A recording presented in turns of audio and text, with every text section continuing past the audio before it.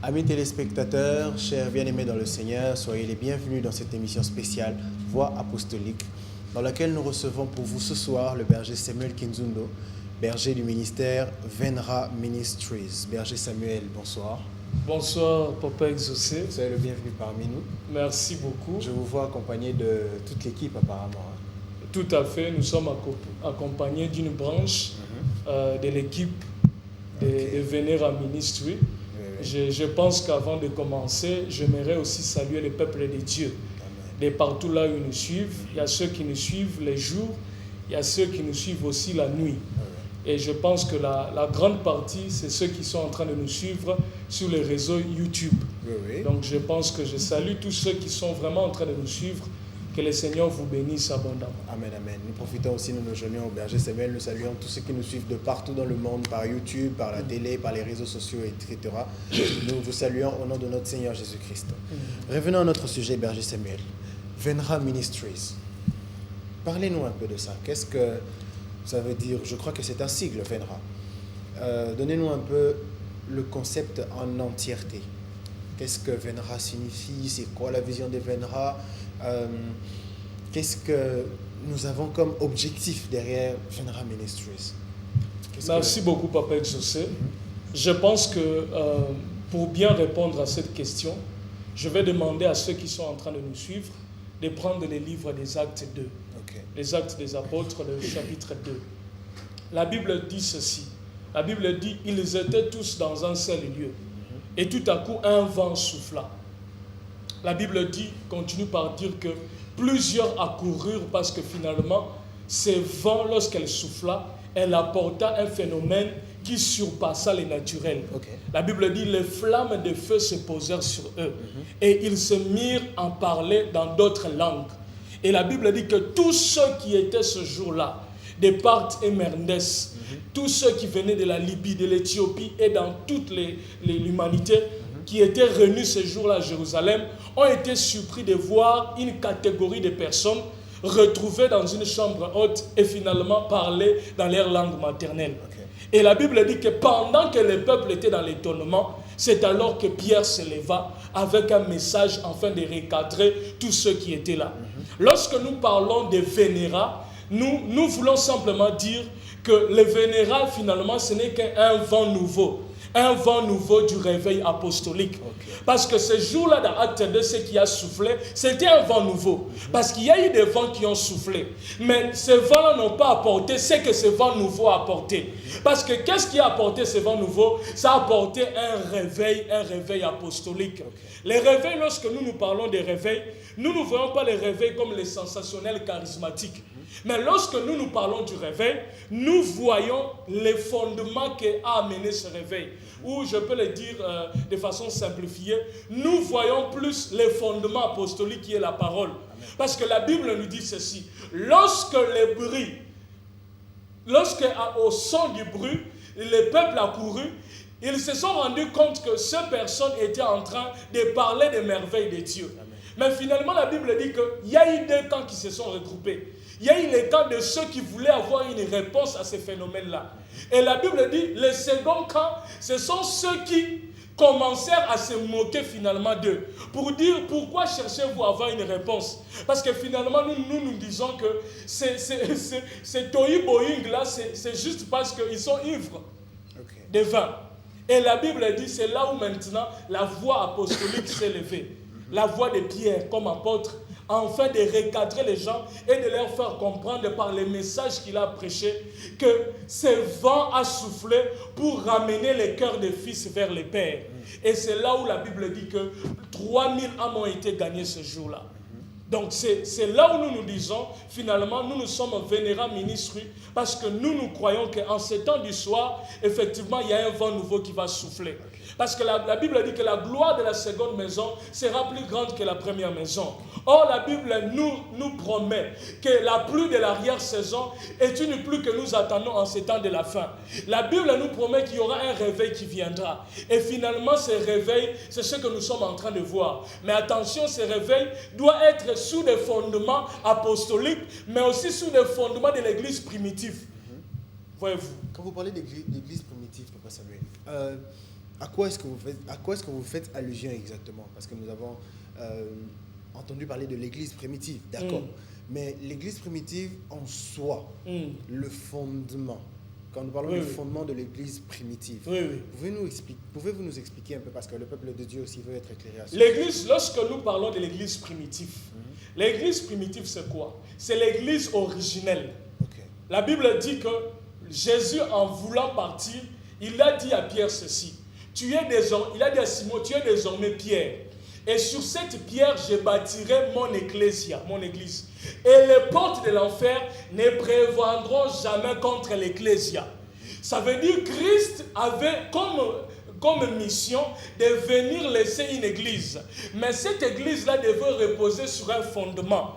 Et ce fondement-là, c'était le message dont lui-même était l'auteur. Parce que vous remarquerez que dans le ministère de Jésus, il a apporté un message révolutionnaire. Ce message révolutionnaire, c'était le message de la repentance, le métanoïa. Parce que la repentance, ce n'est pas comme la repentance qu'on nous prêche aujourd'hui. La repentance qu'on nous prêche aujourd'hui, c'est un message pour rendre les gens peureux. C'est un message pour effrayer les gens. Mais la repentance que Christ a prêché, c'est le métanoïa. Ça veut dire le changement de mentalité, le changement de direction. C'est ainsi que vous allez remarquer que le fondement ou le message originel de l'église primitive était le message de la repentance.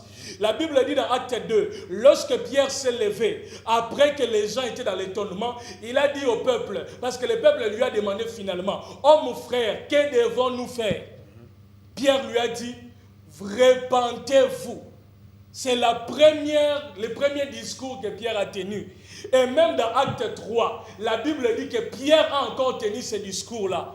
Il a dit aux enfants d'Israël, lorsqu'ils ont vu ces paralytiques qui étaient couchés pendant des années devant la portique de Salomon. La Bible dit, lorsque Pierre et Jacques sont montés au temple, Pierre, en regardant ces paralytiques, lui a dit, je n'ai ni or ni argent, mais ce que je te donne. La Bible dit,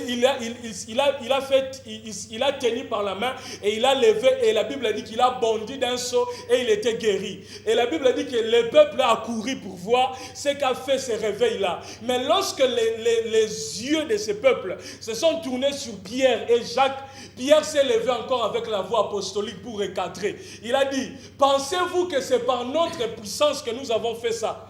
N'est-ce pas que c'est ce Jésus-là que vous avez crucifié? Voilà pourquoi repentez-vous. Vous voyez, dans deux chapitres différents, l'un qui précède l'autre, le fondement apostolique commence toujours par ce message-là, la repentance. Ok, donc vous voulez... Donc, en d'autres termes, si nous comprenons bien, Berger Samuel, l'objectif du réveil apostolique, c'est d'abord de parler de la repentance et de la réconciliation de la part de Dieu. L'objectif du Vénérat, vent nouveau du réveil apostolique, c'est de parler du métanoïa, la repentance.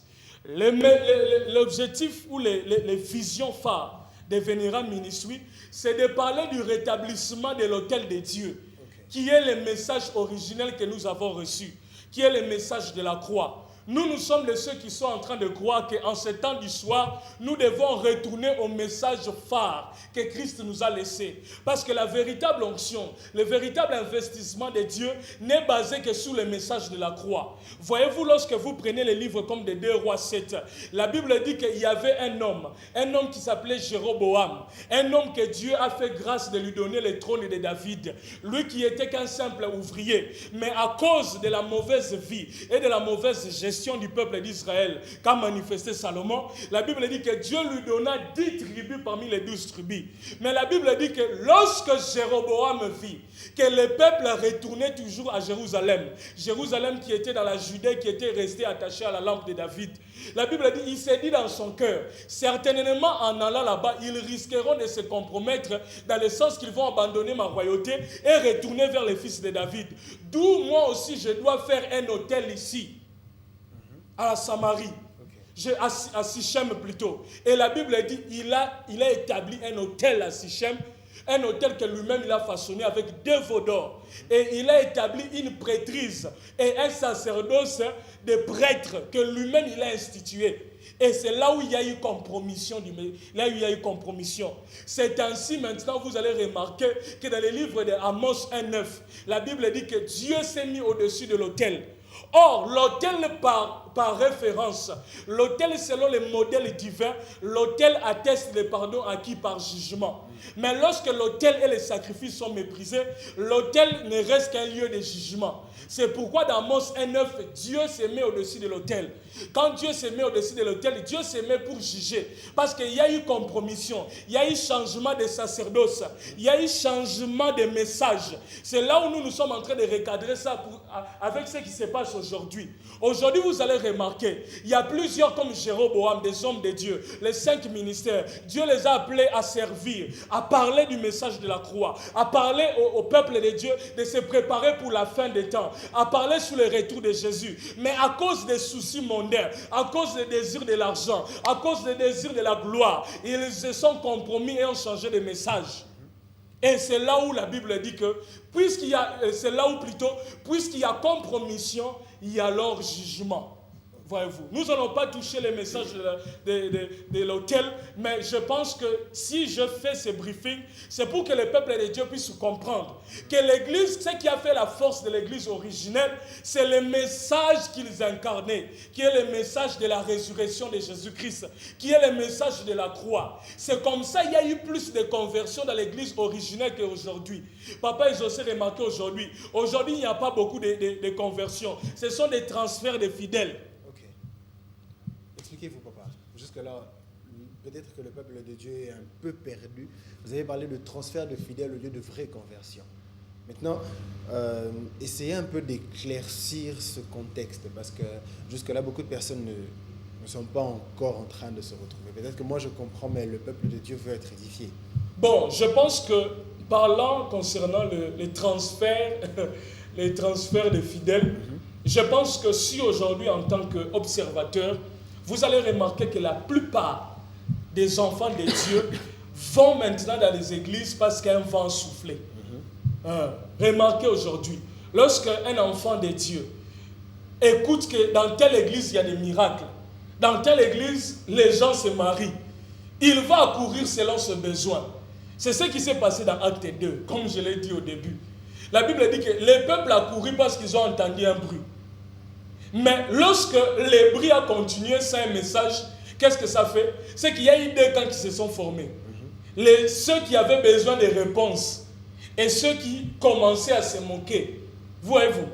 Mais il y a eu maintenant solidité de ce réveil lorsque la voix apostolique s'est levée. C'est comme ça lorsque vous lisez les livres comme Acte 8. Vous allez remarquer que quelqu'un comme Philippe, la Bible dit qu'il descend à Samarie. Samarie, la Bible dit qu'il y avait un magicien qu'on appelait Simon le magicien, qui faisait des prodiges énormes qui étonnaient la ville. Mais lorsque Philippe est descendu, la Bible dit qu'il s'est mis à annoncer l'évangile. Et la Bible dit que Dieu, l'Esprit de Dieu l'accompagnant par des signes et prodiges. La Bible dit que le peuple a couru maintenant pour voir ce que faisait Philippe. Et plusieurs commençaient à croire. Mais remarquez, c'est que lorsque Philippe a amené un réveil dans Samarie, il a fallu que maintenant Pierre et Jacques, qui sont les voix apostoliques, devaient descendre maintenant à Samarie afin d'imposer les fondements apostoliques. C'est là où Pierre et Jacques sont descendus et ils ont imposé les gens les mains et le Saint-Esprit est descendu sur eux. C'est là où maintenant ils ont décelé même les intentions de Simon le magicien. Parce que la Bible dit que même Simon le magicien crut. Mais lorsque Pierre est venu et qu'il a remarqué que le Saint-Esprit s'est donné au travers des transferts par les mains de Pierre, il est venu avec de l'argent pour essayer de manier pour Pierre, pour lui dire combien veux-tu que je te donne, pour que tu me donnes aussi ces dons, pour que moi aussi, ceux avec qui je vais imposer les mains, puissent recevoir les dons du Saint-Esprit. Donc vous voyez que quand il n'y a pas une voix apostolique, il y a toujours au fond un désordre spirituel. C'est là où nous sommes en train de dire qu'il faut que l'ordre spirituel soit rétabli. Aujourd'hui, il y a beaucoup de Simon les magiciens dans les églises qui sont cachés, camouflés, qui sont en train de faire des dégâts parce qu'il n'y a pas une voix apostolique qui a sonné. Papa, la ville n'est jamais délivrée par les actes prophétiques. Les villes et les nations et les peuples de Dieu est délivrée par les actes apostoliques. Quand vous parlez d'actes apostoliques, excusez-moi, à quoi est-ce que ces actes font référence de manière générale? Lorsque je parle des actes apostoliques, c'est quoi l'apostolique? Lorsque Jésus a appelé les apôtres les apostolos, Jésus a tiré ce concept-là des Romains. Parce que Jésus est né dans l'Empire romain. Et lorsqu'il est né, il a grandi, il a remarqué que les Romains envoyaient des ambassadeurs dans des villes et dans des pays non romains qui étaient sous l'emprise romaine, en fait d'inculquer la mentalité de Rome. Voyez-vous? Et comme ça, c'est ainsi que lui aussi, lorsqu'il a commencé son ministère, il a choisi 12 apôtres auxquels il devait inculquer la mentalité du royaume et de Dieu. Afin que ces 12-là, qu'il puisse leur donner la commission, ce qu'il a fait dans Marc 16. Aller par tout le monde, prêchant la bonne nouvelle, guérissant les malades et consorts. Et c'est là où Madame Matthieu, il a même dit, Matthieu 28, allez, il a dit, allez, qu'est-ce qu'il a dit? Allez, faites de toutes les nations. Allez, faites de toutes les nations. Les disciples. Les baptisants. Au nom du Père, du Fils et du Saint-Esprit. Donc vous voyez qu'il a commencé, il a déjà inculqué une mentalité apostolique et ces personnes sont allées pour inculquer la mentalité apostolique de par le monde. Donc quand nous parlons des actes apostoliques, nous sommes en train de voir d'abord une mentalité incarnée dans les hommes. Et ces hommes-là, Dieu les commissionne d'aller dans des villes, d'aller dans des pays, afin d'inculquer les gens la mentalité du royaume. Et la mentalité du royaume, c'est le fondement apostolique et prophétique que nous recevons par la doctrine des apôtres et des prophètes, qui est la Bible, qui est le livre que Christ nous a laissé, dont nous tirons cette doctrine-là. Et quand vous regardez aujourd'hui à la lumière de la parole de Dieu, vous vous rendez compte que nous nous sommes écartés de la doctrine des apôtres et des prophètes.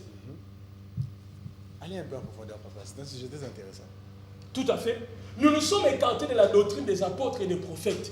Regardez les pseudo-phénomènes, les pseudo-enseignements qui circulent dans la ville, qui circulent dans les pays, qui circulent dans le monde. Aujourd'hui, je ne suis pas contre les ministres de Dieu, je ne suis pas contre quelqu'un ici, nous ne parlons pas en mal contre quelqu'un, mais quand vous nous amenez quand vous nous amenez des messages comme les messages de la prospérité, qui n'a pas comme fondement le salut des âmes, mais la richesse des hommes. En tout cas, laissez-moi vous dire que dans la pensée apostolique, l'Église n'est pas une machine à argent, une machine de distributeurs qui distribue de l'argent, mais l'Église est une machine qui distribue la vie de Dieu, afin que ce peuple puisse retourner vers Dieu. Parce que nous ne croyons pas que le Christ est venu d'abord pour nous donner la richesse matérielle. Papa, Christ est venu pour solutionner d'abord notre problème que nous avions avec Dieu. C'est que l'humanité avec Dieu. Christ est ce pont-là. Christ est ce communicateur. Christ est cette médiation qui est venue nous réconcilier avec le Père. C'est là où je dis toujours que l'œuvre de la croix a d'abord comme priorité la priorité spirituelle de nos vies. Aujourd'hui, ce que nous devons faire en tant que ministre de Dieu, il est vrai que nous nous retrouvons dans des situations financières difficiles, mais je ne pense pas que l'appel au ministère, c'est un appel à la richesse.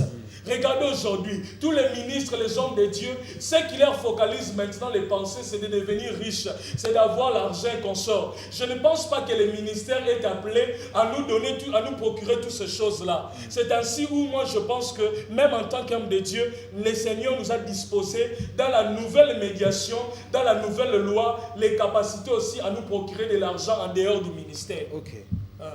Donc c'est ça. Alors, parlons de Venham Ministries. C'est un ministère qui vient à peine de voir le jour. Et il y a une action prévue, une activité que vous êtes en train de viser ou quelque chose de particulier dans le cadre, disons, du lancement de l'activité. Le peuple de Dieu veut être informé. Qu'est-ce que nous voulons savoir, papa? Oui, nous sommes en train d'organiser le 1er octobre ici. Il y a une très grande activité, on appelle ça soirée de Pentecôte. Nous sommes en train d'organiser cette activité. Nous invitons le peuple de Dieu.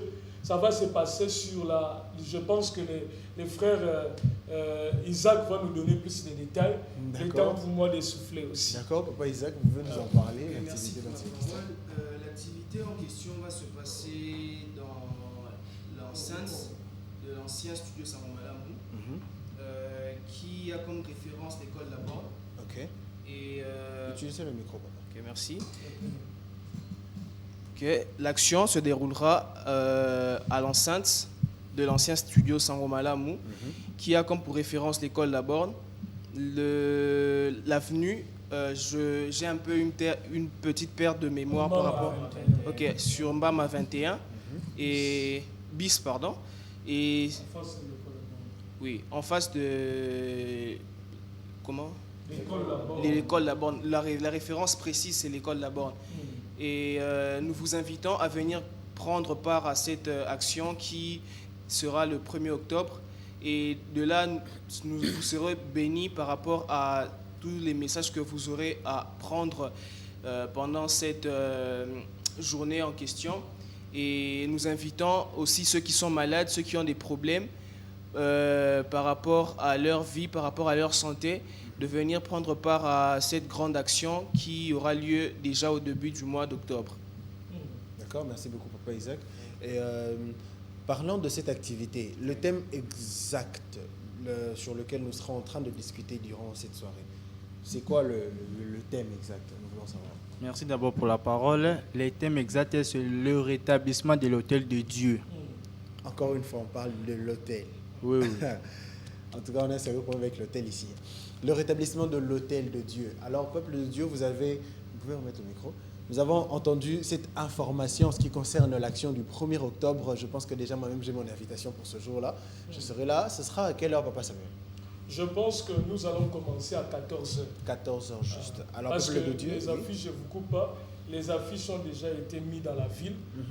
Je pense que les peuples de Dieu, pour la grande partie, qui sont entre Gombe et Lupin, en passant par Kitambo, Delvaux et consorts, ils sont déjà au courant par rapport à cette activité. Ok. Alors, peuple de Dieu, vous avez déjà les informations, vous avez les détails concernant cette action. Moi, personnellement, j'espère vous voir là-bas parce que je serai là. Je serai vraiment du nombre dans cette action. Alors, nous courons déjà derrière le temps. Papa Samuel, un dernier message pour le peuple de Dieu. Si vous avez un message à véhiculer à quelqu'un qui vous suit, à quelqu'un peut-être qui est malade, qui a besoin d'un message qui peut peut-être le réconforter, qu'est-ce que vous pourrez dire au peuple de Dieu? Bon, je pense que ce que nous pouvons dire, c'est que nous ne fonctionnons pas sous le ministère de la condamnation, mais nous fonctionnons dans le ministère de l'Esprit. Parce que si nous lisons, par exemple, nous prenons le livre de 2 Corinthiens, le chapitre 3. Je peux lire rapidement 2 Corinthiens, le chapitre 3. La Bible dit ceci dans le verset 7. La Bible dit « Or, si le ministère de la mort, gravé avec des lettres sur des pierres, a été glorieux, au point que les fils d'Israël ne pouvaient fixer les regards sur le visage de Moïse, à cause de la gloire de son visage, bien que cette gloire fût passagère, combien le ministère de l'Esprit ne sera-t-il pas plus glorieux? Si le ministère de la condamnation a été glorieux, le ministère de la justice est de beaucoup supérieur en gloire. Alléluia. Amen. Donc, nous sommes en train de croire, nous le croyons parce que c'est vrai, que nous fonctionnons dans le ministère de l'Esprit. Voyez-vous, il y a une grande difficulté. Nous ne sommes pas pionniers de ces choses, papa. Il y a des pères qui ont marché dans ces fondements que nous sommes en train de parler. Mais si le Seigneur nous suscite en ces temps ici pour revenir à ces messages, c'est parce que nous avons entendu le cœur de Dieu battre en ces temps du soir. Voyez-vous, aujourd'hui, c'est avec tristesse et grandes larmes que nous sommes en train de comprendre que plusieurs hommes de Dieu sont en train de fonctionner encore dans le ministère de la condamnation. Parce que dans le ministère de la condamnation, quel est l'élément facteur? C'est que la gloire rayonnait sur le visage d'un homme. La gloire rayonnait sur le visage de Moïse. Ça veut dire que Moïse était le seul dispensateur de Dieu. Moïse était le seul médiateur divin. Or, la Bible dit que malgré cette condamnation, malgré ce ministère qui a finalement conduit les gens dans la condamnation, mais le ministère de l'Esprit, au travers de la loi de la grâce, ne reposera pas sur un homme, mais reposera sur un Dieu qui va se faire homme. Et sur un Dieu qui va se faire homme en nous laissant son esprit. C'est ainsi que dans le ministère de l'Esprit, C'est là où nous sommes de ceux qui croient qu'en ces temps du soir, le ministère n'est pas le ministère d'un homme. Le ministère ne doit pas tourner sur un homme. Regardez aujourd'hui les témoignages que nous recevons dans les télés, nous voyons dans les télés, et même quand nous recevons des gens qui viennent en consultation. Vous voyez que tout tourne autour maintenant d'un homme. Namela qui photo, namela qui poussière, natumba qui photo ya papa, et nabelela qui comme moi à papa, moi nabiki et consort. Ça c'est le ministère de la condamnation. C'est vrai qu'il y a une onction qui est en train d'opérer, mais cette onction conduit les gens dans la condamnation. Alors que le ministère de l'esprit nous conduit vers les voies de Dieu. Car la Bible dit marchez selon l'esprit et vous n'accomplirez pas les œuvres de la chair. Regardez les œuvres qu'accomplissent ceux qui marchent dans le ministère de la condamnation. Vous allez voir que dans ces églises-là, les gens ne vivent pas une vie de piété. Les gens ne vivent pas une vie de sanctification. Les gens ne vivent pas une vie de sainteté. Les gens vivent une vie double, masquée. Pourquoi? Parce que les gens sont dans une onction de condamnation. Mais dans le ministère de l'Esprit, le ministère de l'Esprit a comme fondement la croix sanglante de Jésus-Christ. Le ministère de l'Esprit a comme fondement le message de la croix finalement, qui est le message du salut. Dans le message ou dans le ministère de l'Esprit, ce n'est pas avec les efforts d'un homme qu'il aboutit à la sanctification, mais c'est avec l'inspiration, même pas l'inspiration, j'aime ce terme. Dans le livre de Jean 3, la Bible dit, Jésus dit à Nicodème, Nicodème lui pose la question, que faut-il faire pour entrer dans le royaume de Dieu? Jésus-Christ le dit, nul ne peut entrer dans le royaume de Dieu s'il est né d'eau et d'esprit. Okay. Et Nicodème pose à Jésus la question, que dois-je faire? Dois-je rentrer dans le ventre de ma mère? Jésus lui dit ceci, j'aime la réponse de Jésus. Voilà pourquoi j'aime cet homme et je viens présenter à nos téléspectateurs l'homme de Galilée qui est Jésus-Christ. L'homme de 33 ans, l'homme qui a changé toute une génération et l'homme qui continue toujours à changer jusqu'à aujourd'hui. Jésus dit à Nicodème, tu ne peux entrer dans le royaume de Dieu si tu es né d'esprit. Et Nicodème, il dit à Nicodème, un homme né d'esprit est comme un vent qui souffle. Okay. Alléluia. Un homme qui est né de l'esprit de Dieu comme un vent qui souffle. On entend qu'elle est brille. On ne sait pas d'où elle vient ni où elle va.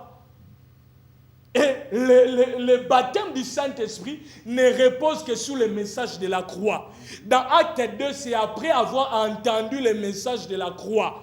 Pierre a dit, c'est ce Jésus-là que vous avez crucifié. Dans Acte 3, c'est ce Jésus que vous avez crucifié qui nous a donné, qui a relevé cet homme qui était assis pendant des années dans la portique de Salomon. Donc, Papa exaucé, nous venons comme étant, nous ne prévalons pas d'être super que les autres, mais je pense que nous venons parce que Dieu nous a envoyés. Parce que Dieu a envoyé maintenant les 7000. Parce que les 7000 que Dieu a envoyés, la Bible dit que les 7000 n'ont pas fléchi les genoux. Et l'appel des 7000, c'est de relever ceux qui ont fléchi les genoux. Okay. Comme ils n'ont pas fléchi les genoux, ils doivent apprendre aux autres comment rester debout. Voyez-vous? C'est comme ça que Dieu est en train de nous envoyer. C'est là où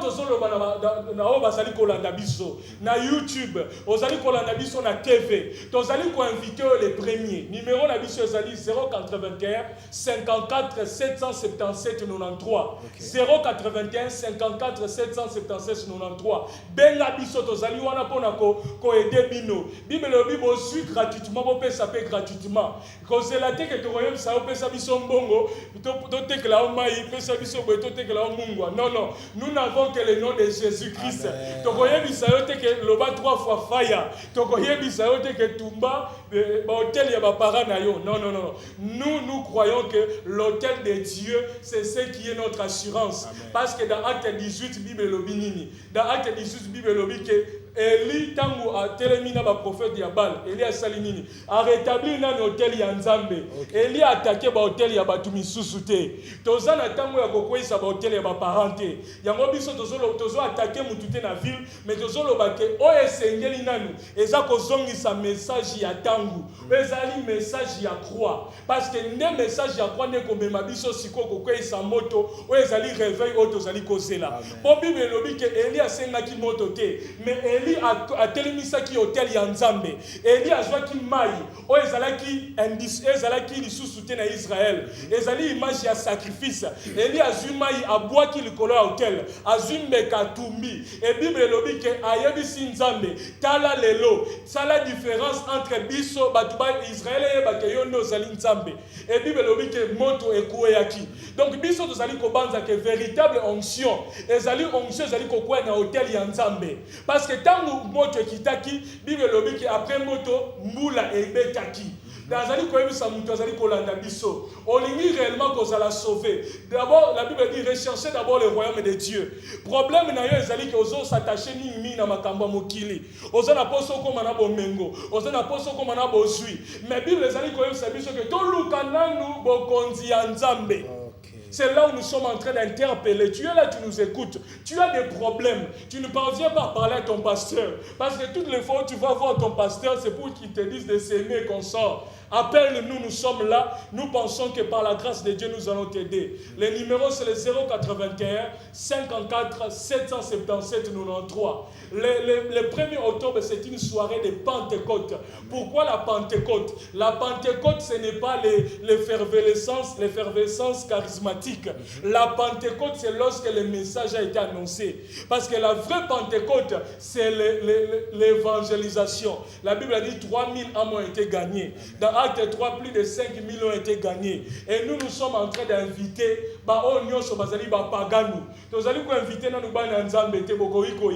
mais tozali ko inviter yo zali mopagano yo zali ko tambola na masumu biso tozali ko condamner ote po Yesu ba condamner biso te mais tozali ko yebisa yo ke na aita na yo zali Yesu alingi a sauver yo e komi tangu na yo yango to sengi yo jour wana ko zanga te yaka avant pose la place y avant et je pense que le Seigneur va nous bénir. Amen. Nous sommes très heureux et surtout très bénis de recevoir cette exhortation de la part du berger Samuel. Nous voici pratiquement à la fin de cette émission. Berger Samuel, vous pouvez nous donner juste l'adresse de là où se tiendra le lieu et aussi possible répéter le numéro de téléphone pour le peuple du Seigneur. L'adresse, ça sera à Mbama. Mbama 21. Mbama 21 bis dans l'ex-Sangomalam. Aujourd'hui, c'est le centre universitaire de missiologie. C'est juste après l'école La Borne sur l'avenue Mbama. Donc, nous allons parler, le thème c'est le rétablissement de l'autel de Dieu. Nous allons élever Jésus, nous allons glorifier le Seigneur et nous vous invitons à venir très nombreux. Je pense que les frères veulent insister aussi par rapport à ça. Ok, je pense que je vais donner la parole pendant quelques minutes aux deux frères qui sont derrière. Ils vont parler en long et en large de cette activité. Vous allez inviter qui vous pouvez. Alors je commence par qui parmi vous, Papa Marcelin? Oui. Regardez la caméra devant vous. Oui. Oui, vous dites la question. Disons la question, parlez-nous juste de l'activité et invitez qui vous pouvez inviter. Le peuple de Dieu est en train de vous suivre. Il y a sûrement un jeune qui vous suit à la télé maintenant. Oui, qui sera effectivement. en train de peut-être recevoir ce message à cœur parce que vous serez en train de parler. Vraiment, j'invite tous les jeunes, et surtout tous les jeunes de Kinshasa, venez nombreux. On invite tout le monde, même des païens, pagans, comme le berger a dit, parce qu'on a refusé personne. Vraiment, venez nombreux et vous serez vraiment impactés. Venez vraiment vous faire jaillir dans ce vent nouveau ici, apostolique vraiment. Ok. Amen. Je pense que je vais donner aussi la parole à Papa Isaac. Pendant quelques minutes, vous allez brosser l'activité et nous parler en long et en large de ça. Regardez la caméra devant vous. Adressez-vous à un jeune qui vous suit, à un papa qui vous écoute, à une maman qui est en train de vous regarder à la télé. À vous, Papa Isaac. Merci encore pour la parole. J'aimerais un peu toucher un point où il y a beaucoup de gens qui ne comprennent pas certaines choses par rapport à ce qui a été dit ici. Nous ne sommes pas contre les prophéties, nous ne sommes pas contre les prophètes. Parce que parmi nous, il y a des gens qui prophétisent, il y a des gens qui donnent des messages. Mais nous parlons plus sur le rétablissement de l'autel par rapport à la manière dont nous remarquons certaines choses qui se déroulent, qui écartent les bien-aimés, les chrétiens dans leur marche avec Dieu. Et pour cela, nous ne voulons pas beaucoup parler, mais nous voulons juste que vous puissiez venir avoir plus de connaissances par rapport à ce que vous voulez entendre. Parce que moi, personnellement, j'ai un bon témoignage du berger.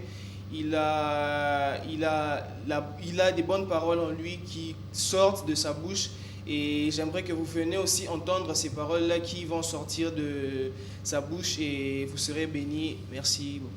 Merci beaucoup, Papa Isaac. Voilà, Avant de clôturer, j'aimerais... quelque chose, Papa. Oui, Berger. Je voulais dire, en complétant ce que les frères ont dit, d'abord, nous devons savoir que les miracles ne fondent pas une église. Ok. Une église n'est pas fondée par les miracles. Une église est fondée par les messages. C'est pourquoi nous sommes de ceux qui croient par les révélations du Saint-Esprit qu'un ministre de Dieu, un ministre, quand on appelle un ministre, c'est d'abord un enseignant de la parole, homme de Dieu, d'ailleurs, peuple de Dieu. Tu es dans une église, tu sais remarquer. La Bible dit ce qui a fait la force de l'église de Bérée. L'église de Bérée, lorsque quelqu'un venait, l'église de Bérée vérifiait par les Écritures tout enseignement qui leur était donné.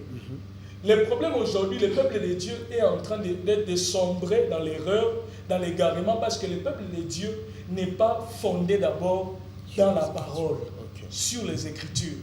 C'est là où moi je pense que nous y reviendrons après, mais j'interpelle encore beaucoup le peuple de Dieu, à savoir avoir un fondement dans la parole de Dieu. C'est important. Aujourd'hui, plusieurs sont dans un grand égarement. Plusieurs sont dans un grand aveuglement. Pourquoi? Parce qu'ils sont conduits par ceux qui ne sont pas les ministres de Dieu. Papa Exaucé, plusieurs aujourd'hui qui sont en train d'opérer dans les ministères apostoliques, dans les ministères pastoraux, évangéliques et consorts, plusieurs n'ont pas les messages véritables. Or, en ce temps du soir, ce qui est important, c'est le message. C'est le message qui amène les véritables miracles dans la vie de ceux qui nous écoutent. Remarquez bien les témoignages que nous ne sommes pas contre les miracles. Nous croyons aux miracles parce que Jésus opère des miracles. Nous ne sommes pas de ceux qui viennent exposer les miracles. Mais par l'humilité devant le Seigneur, nous croyons que l'Église n'est pas fondée sur les miracles. Regardez aujourd'hui les messages qui sont annoncés dans les télés. Ce sont des messages qui sont trop à caractère miracle. Or, vous allez remarquer qu'il n'y a aucun miracle que Christ faisait avant qu'il y ait d'abord un soubassement. La Bible dit que lorsqu'il rencontre Pierre sur la rivière de Capernaum, la Bible dit que Jésus monta sur sa barque, il s'assit, il enseigna. Il a commencé par enseigner. Et après qu'il ait fini d'enseigner, il s'est levé, il a dit à Pierre, avance ta barque dans les eaux profondes. Pierre avance sa barque dans les eaux profondes, il pêche plusieurs poissons, une multitude de poissons. Donc vous remarquez que la vie et le ministère de Jésus a tourné d'abord sur l'enseignement. Aujourd'hui, nous avons plus de prédicateurs que des enseignements. Alors que la Bible dit que mon peuple périt faute de connaissances. Quelle est cette connaissance? Ce n'est pas la connaissance des prédictions, attention, mais c'est la connaissance des enseignements. C'est la connaissance du fondement. Un homme de Dieu qui ne maîtrise pas les points doctrinaux, c'est un homme de Dieu qui ne doit pas se permettre de monter sous la chair. C'est là aujourd'hui plusieurs s'accaparent des ministères. Et c'est là où maintenant le peuple de Dieu est en train de souffrir, parce que le peuple de Dieu est en train de tergiverser dans le sens que lui-même, le peuple de Dieu, ne connaît même pas les fondements. C'est là où nous sommes révoltés, nous sommes animés par une colère sainte et spirituelle pour dire au peuple de Dieu finalement de sortir de ces dénominations, de sortir de ces sectes-là. Ce n'est pas cet homme de Dieu qui va te sauver, ce n'est pas cette prophétesse qui va te sauver, c'est Dieu qui va te sauver. Amen. Et Dieu s'est révélé par la personne de Jésus-Christ. Nous croyons aux miracles, les miracles que posent les actes du Saint-Esprit au travers des apôtres. Bien-aimés, laissez-moi vous dire que tu es là, tu as des problèmes, c'est Jésus qui est la solution. Amen. Combien tu as déboursé dans les hôpitaux, combien tu as déboursé chez les pseudo-prophètes et apôtres et pasteurs, combien de messages et de prophéties que tu as reçus, rien ne va. Ne te rends-tu pas compte que tu es en train de perdre ton argent comme cette femme qui a saigné pendant 12 ans. Je me dis cette femme était riche, parce que pendant 12 ans, dépensait de l'argent pour cette maladie. Mais jusqu'au jour où la femme s'est révoltée, il a dit non, Moïse, nous allons parler de ça le premier. Il a dit à la loi de Moïse, je t'ai respecté pendant 12 ans. Mais cette fois-ci, si tu m'as interdit dans mon état d'impureté de toucher quelqu'un, moi je vais toucher Jésus. Nous voulons dire aux gens, au peuple de Dieu qu'en ce temps ici, nous devons maintenant nous tourner vers Jésus. Parce qu'en ces temps du soir, dans la dispensation et dans la dispensation du Fils, nos regards sont tournés vers le Fils. C'est pourquoi la Bible dit que même dans Exode, comme tout le monde retourne toujours dans l'ancienne alliance, j'aimerais informer les gens que l'ancienne alliance est l'ombre des choses à venir. Amen. Parce que dans la même ancienne alliance-là, lorsque Moïse n'a pas trouvé de solution pour pouvoir sauver le peuple de Dieu, lorsque le serpent brillant était en train de dévorer et de dévaster le peuple, l'ainsi dit l'Éternel lui a dit, tu élèveras un serpent d'airain, et tous ceux qui auront les regards tournés vers lui auront la vie. Et Jésus-Christ, lorsqu'il vient, dit, je suis le serpent que Moïse a élevé dans le désert. Ça veut dire que Christ est celui vers qui nous devons nous tourner. Amen. Christ est le véritable intercesseur. Parce que Christ est assis à la droite de la majesté, mais Christ aussi est élevé dans les lieux élevés afin d'intercéder pour nous. C'est pourquoi la Bible nous dit dans les livres d'Hébreux, approchez-vous donc avec assurance du trône de la grâce. J'aimerais dire à quelqu'un que si la loi t'a condamné, la loi de ta famille, la loi de tes problèmes, la loi de Moïse t'a condamné pour les péchés que tu as commis, j'aimerais te dire que tu as un père qui est assis à la droite du Père. J'allais dire à la droite du Père. Un Père qui est assis au trône, qui est là en train de compatir et qui attend que tu retournes vers lui. Amen. Parce que Christ a ouvert les rideaux. Aujourd'hui, je veux choquer quelqu'un pour lui dire qu'aujourd'hui, ce n'est plus à nous de passer au-delà du voile. Parce que la gloire que nous cherchons dans le voile, sur la croix de Golgotha, la gloire a déchiré le voile et la gloire est venue vers nous. Ça veut dire aujourd'hui, nous ne cherchons plus à nous parfaire par nos efforts pour voir la gloire de Dieu. La gloire que Moïse recherchait à voir, nous l'avons reçue par Jésus-Christ. C'est pourquoi il n'y a aucune condamnation pour celui qui est en Christ. Amen. J'aimerais dire à quelqu'un, tu n'es pas condamné parce qu'il a déchiré l'acte et les ordonnances qui te condamnaient. Aujourd'hui, Christ t'a translaté. Il t'a transféré du pouvoir des ténèbres vers le pouvoir de la lumière en Christ. C'est pourquoi il dit, marchez donc avec assurance. Et je pense que le premier, le Seigneur va nous faire du bien. Appelez-nous au 081 54 777 93. Je pense que le Seigneur va nous faire abondamment du bien. Nous bénissons tous les peuples de Dieu. Nous bénissons tous les ouvriers du Vénérat Ministry. Nous entrons bientôt en retraite. Je pense que c'est pour préparer maintenant ce qui reste à faire. Et le premier, nous vous attendons. Vous êtes en Europe, vous êtes aux États-Unis, vous êtes au Canada, en Tunisie, partout. Appelez par ces numéros-là. Nous sommes disposés à écouter. Nous sommes disposés à vous aider spirituellement. Nous sommes disposés à vous dire ainsi dit l'Éternel. Nous sommes disposés à vous recadrer. Et excusez-nous, nous ne sommes pas là pour flatter. Nous sommes là pour donner l'ainsi dit l'Éternel, selon la mesure de grâce que le Seigneur va nous donner. Amen. Donc nous bénissons tous ceux qui nous ont suivis sur YouTube.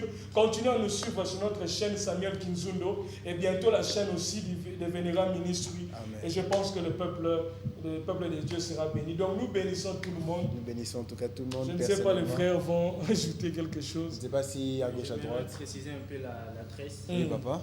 Attendez, s'il vous plaît. Donc, l'adresse, notre adresse, d'abord vous arrivez d'abord à Lupin, puis vous demandez l'école La Borne. Dès que vous arrivez là-bas, à gauche, il y a l'avenue Mbama. Là, ce n'est même pas important de demander l'avenue Mbama. Dès que vous arrivez à l'école La Borne, vous demandez, à votre gauche plutôt, là, il y a l'avenue Mbama qui est là, numéro 21, bus, ex-Sangomalam. C'est un peu ça, merci. Okay, merci beaucoup.